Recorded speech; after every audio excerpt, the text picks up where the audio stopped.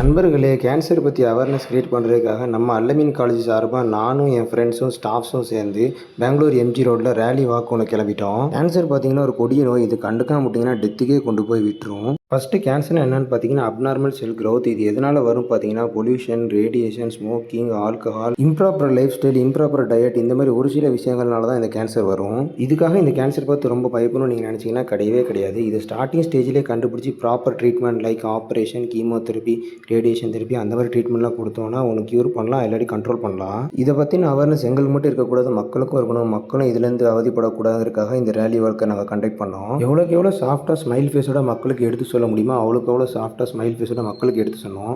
மக்களும் நிறைய விஷயத்தை கேட்டு தெரிஞ்சுக்கிட்டாங்க, நிறைய பேர் கவனிச்சாங்க. அல்ஹம்துலில்லாஹ். நீங்களும் மக்களே இந்த கேன்சர் பற்றி தெரிஞ்சுக்கிட்டு அவேராக இருங்க. ப்ராப்பர் லைஃப் ஸ்டைல், ப்ராப்பர் டயட்டெல்லாம் ஃபாலோ பண்ணுங்கள் மக்களே. இந்த நோய் யாருக்கும் வராமல் இறைவன் நம்ம அனைவரையும் பாதுகாப்பான்.